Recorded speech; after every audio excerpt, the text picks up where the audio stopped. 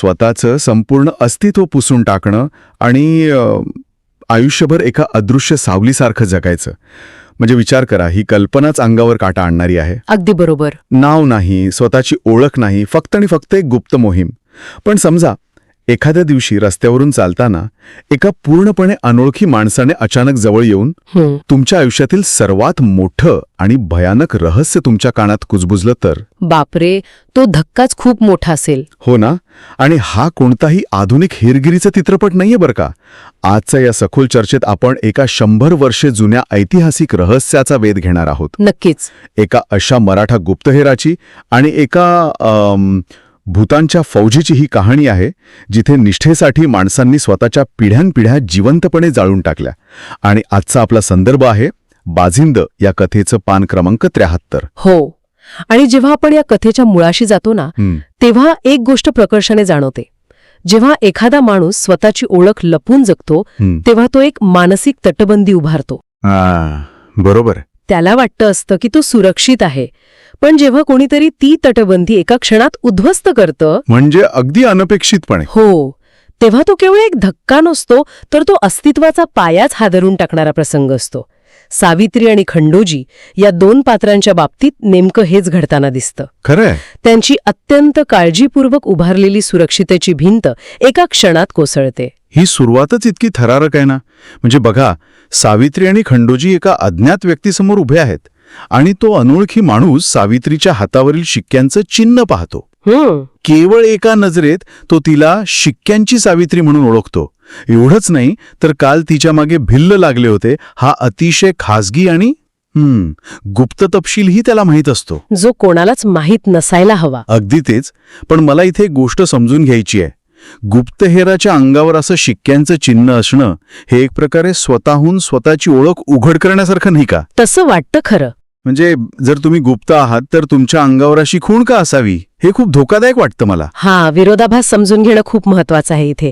गुप्तहेर यंत्रणेत अशा खुणा 2 धारी तलवारीसारख्या असतात. अच्छा, म्हणजे कशा? एका बाजूला हे चिन्ह त्या गुप्तहेराचा परवाना असतो.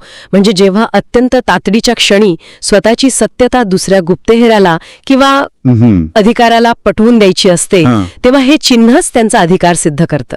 पण दुसऱ्या बाजूला हीच त्यांची सर्वात मोठी कमजोरी सुद्धा असते. कारण जर ते शत्रूच्या हाती लागले? बरोबर. जर ते शत्रूच्या हाती लागले तर हे चिन्ह त्यांच्या मृत्यूचं फरमान बनू शकतं.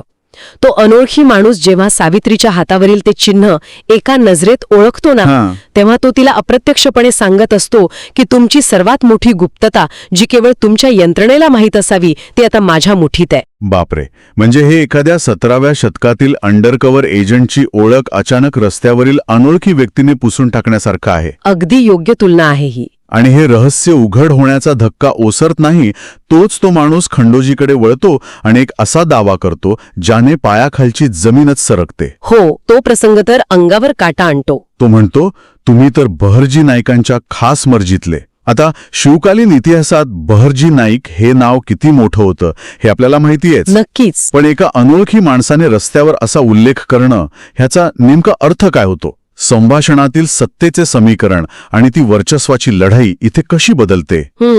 बहरजी नाईक हे तत्कालीन इतिहासात केवळ एका व्यक्तीचं नाव नव्हतं. ती एक अभेद्य, अवाढव्य आणि अत्यंत कार्यक्षम अशी संस्था होती. एक पूर्ण यंत्रणाच होती ती. हो, तो मराठा साम्राज्याचा अदृश्य डोळा आणि कान होता.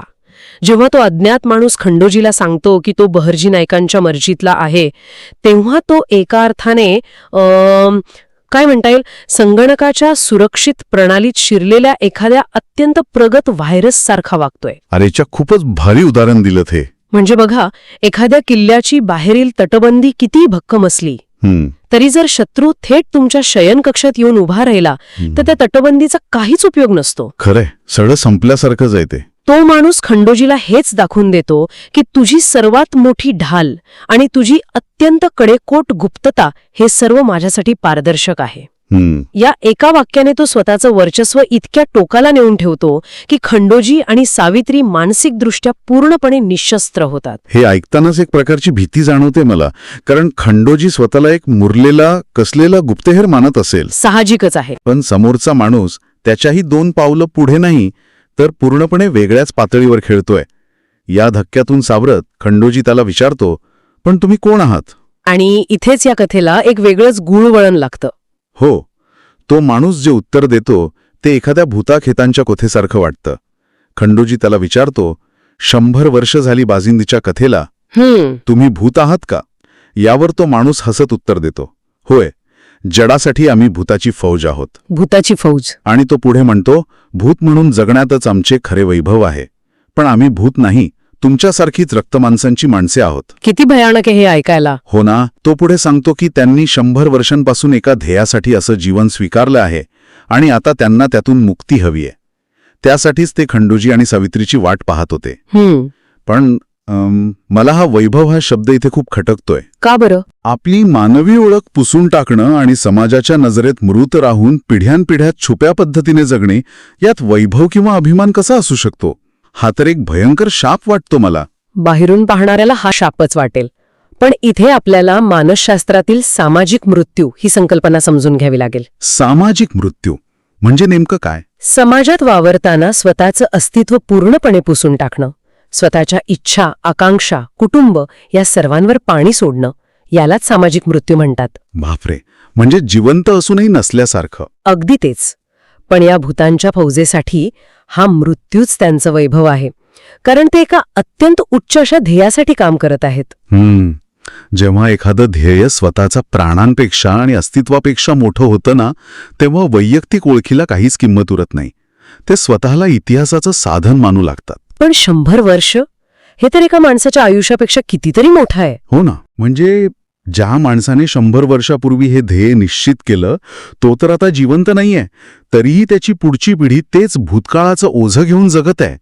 अशा प्रकारची निष्ठा एका माणसाकडून दुसऱ्या माणसाकडे कशी जाते, हे मला समजून घ्यायला थोडं कठीण जातंय. हाच तर या भूतांच्या फौजेचा सर्वात भयानक आणि विलक्षण पैलू आहे. बरोबर. 100 वर्षांची वाट पाहणं हे एका व्यक्तीचं काम असूच शकत नाही. बरोबर. याचा अर्थ हा एका मोठ्या परंपरेचा किंवा चळवळीचा भाग आहे. एका पिढीने दुसऱ्या पिढीकडे हे भूत असण्याचं ओझं, ती जबाबदारी अतिशय निष्ठेने हस्तांतरित केली आहे. म्हणजे एक प्रकारचा वारसा. हो. ज्या माणसाशी खंडोजी बोलत आहे त्याचा स्वतःचा असा कोणताही भूतकाळ नसावा. अरेच्या. तो फक्त आपल्या पूर्वजांचा सूड आणि त्यांची अपूर्ण राहिलेली मोहीम जगतोय. आणि म्हणूनच आता 100 वर्षानंतर त्यांना या ऐतिहासिक ओझ्यातून मुक्ती हवी आहे. म्हणजे आता बास झालं असं त्यांना वाटत असावं. हो. कदाचित त्यांना आता माणसांसारखं जगायचं आहे किंवा आपलं अंतिम ध्येय पूर्ण करून या चक्रातून कायमचं बाहेर पडायचं आहे. स्वतःचा असा कोणताही भूतकाळ किंवा भविष्य नसणं, फक्त एका अदृश्य ध्येयाचे वाहक बनून राहणं, हे खरंच खूप अस्वस्थ करणार आहे. नक्कीच. पण मग असा कोणता प्रसंग घडला होता 100 वर्षांपूर्वी, ज्यामुळे या माणसांना आपली ओळख विसरून भूतांची फौज व्हावं लागलं? हा एक महत्वाचा टप्पा आहे कथेचा. हो, कारण इथे त्या मूळ घटनेचे धागेदोरे उलगडतात. तो अज्ञात माणूस भूतकाळातील एक अत्यंत भयानक प्रसंगाचा उल्लेख करतो. तो सांगतो की हुसेन खान आणि त्याच्या फौजेने केलेली गद्दारी चंद्रगडच्या विनाशाला कारणीभूत ठरली. नूरजहाँ आणि प्रत्यक्ष बाजेंद हे दोघेही त्यात गतप्राण झाले. गद्दारी हा मानवी इतिहासातील असा एक घटक आहे जो केवळ युद्ध हरवत नाही तर संपूर्ण पिढ्यांच्या मानसिकतेवर खोलवर आघात करतो. खरंय. जेव्हा शत्रू समोरून वार करतो तेव्हा त्याच्याशी 2 हात करता येतात, शौर्याने मरण पत्करता येतं.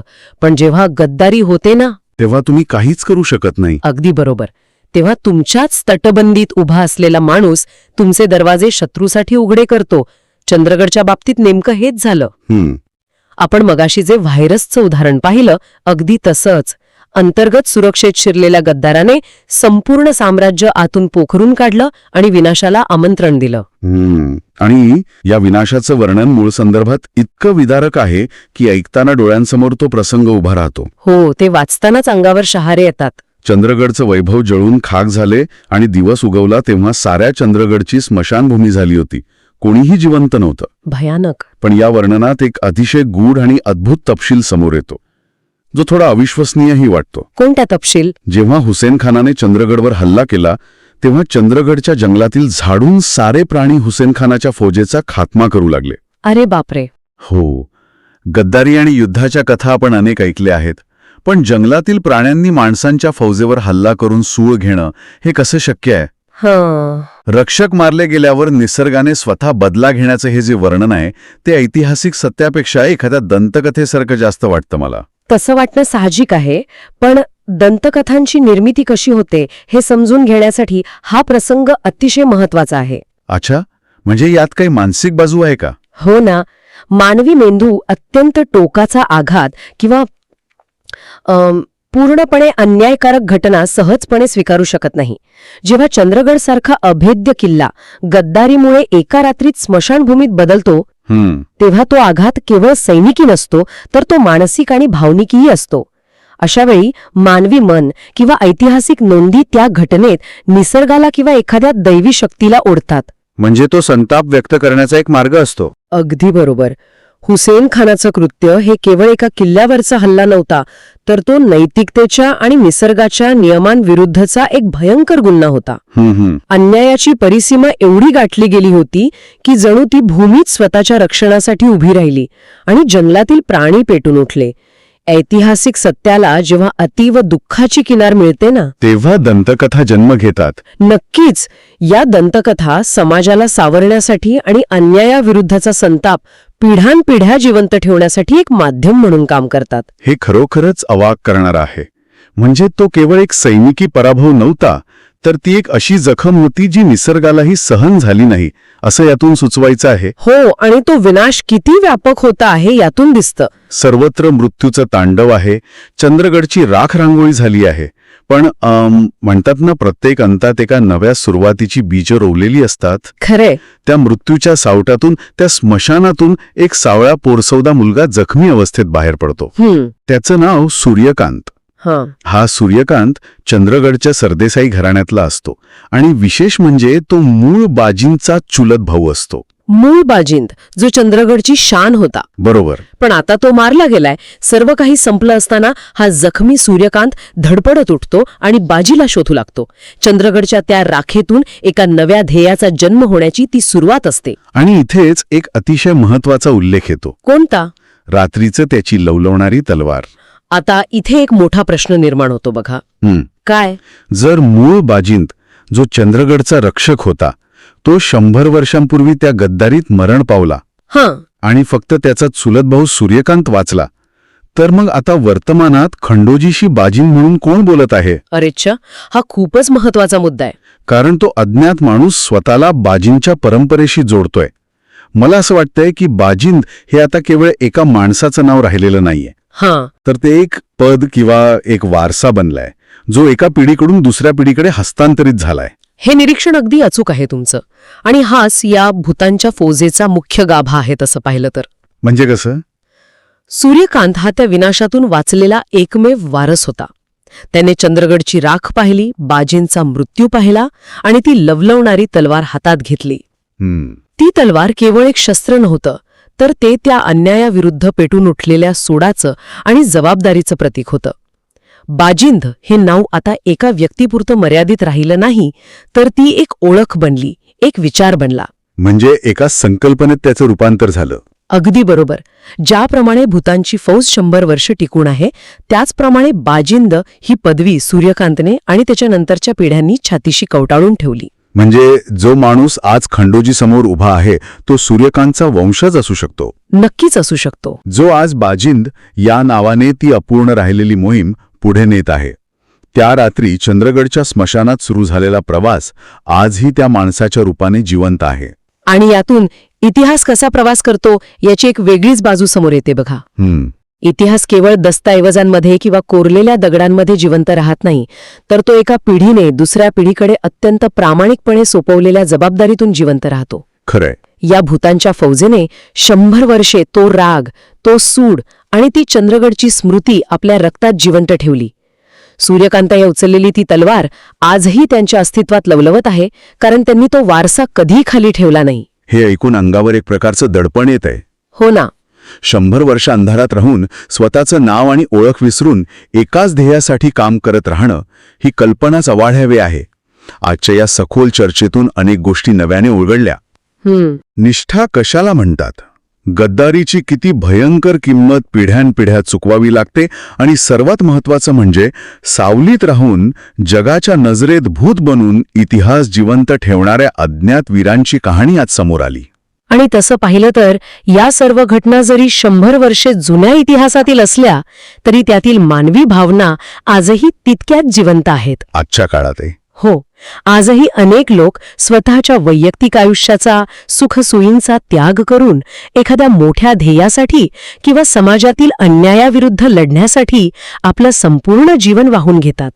बरोबर आहे. ते कोणत्याही प्रसिद्धीच्या झोतात नसतात, त्यांची नावं कुठेही कोरलेली नसतात.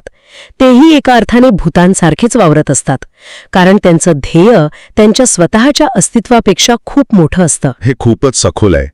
ध्येयासाठी स्वतःला विसरून जाणारी अशी माणसं प्रत्येक काळात असतातच. नक्कीच असतात. आणि म्हणूनच या चर्चेच्या शेवटी एक अतिशय अस्वस्थ करणारा विचार माझ्या मनात येतोय. कोणता विचार? तो अनोळखी माणूस खंडोजीला म्हणाला होता की 100 वर्षांपासून ज्या गोष्टीसाठी असं जीवन स्वीकारलं त्यातून आता मुक्ती पाहिजे. हे खरंच खूप विचार करायला लावणारं आहे. जर एखाद्या गुप्त मोहिमेने, सुडाच्या किंवा न्यायाच्या धीराने तुमचं आणि तुमच्या अनेक पिढ्यांचं संपूर्ण अस्तित्वच व्यापून टाकलं असेल, अगदी 100 वर्षे, हो, आणि तुमच्याकडे स्वतःचं असं कोणतंही साधं सामान्य आयुष्य नसेल, तर जेव्हा ती बहुप्रतीक्षित मुक्ती खरोखरच मिळते तेव्हा नेमकं काय होतं? हा खरोखरच एक भेदक प्रश्न आहे. कारण ध्येय पूर्ण झाल्यावर निर्माण होणारी पोकळी ही त्या ध्येयाइतकीच मोठी असू शकते. खरंय. ज्या माणसाने आयुष्यभर एकच विचार केलाय त्याला त्या विचाराशिवाय जगता येईल का, हा मोठा प्रश्न आहे. हो, जेव्हा तो 100 वर्षांचा शाप संपतो, जेव्हा मोहिमेचा शेवट होतो, तेव्हा या भूतांच्या फौजेची खरी ओळख काय उरणार? काहीच नाही. ज्यांनी आजवर फक्त भूत म्हणून जगण्यात, अदृश्य राहण्यात आपलं वैभव मानलं, ते या खऱ्या जगात पुन्हा सामान्य माणसांसारखे कसे परतणार? हे खूप कठीण आहे. की मुक्तीचा अर्थ त्यांच्यासाठी शांततेचं जीवन नसून केवळ स्वतःच्या अस्तित्वाची कायमची सांगता करणं असा आहे. बापरे, हा विचारच सुन्न करणार आहे. जेव्हा लपवायला कोणतीही ओळख उरत नाही आणि लढायला कोणतंही ध्येय उरत नाही, तेव्हा माणूस खऱ्या अर्थाने कोण असतो? ज्या हातांनी फक्त तलवार चालवली आणि ज्या डोळ्यांनी पिढ्यानपिढ्या फक्त सूड पाहिला, ते डोळे उद्याच्या शांततेकडे कसे पाहू शकतील? कदाचित त्यांना ती शांतता पेलवणारच नाही. हा एक असा प्रश्न आहे जो आपल्याला मानवी अस्तित्वाच्या मुळाशी नेऊन सोडतो. आजच्या या सखोल चर्चेत आपण इथेच थांबूया. या अज्ञात वीरांच्या आणि त्यांच्या 100 वर्षांच्या वनवासाच्या कथेने आपल्यासमोर अनेक प्रश्न मागे ठेवले आहेत.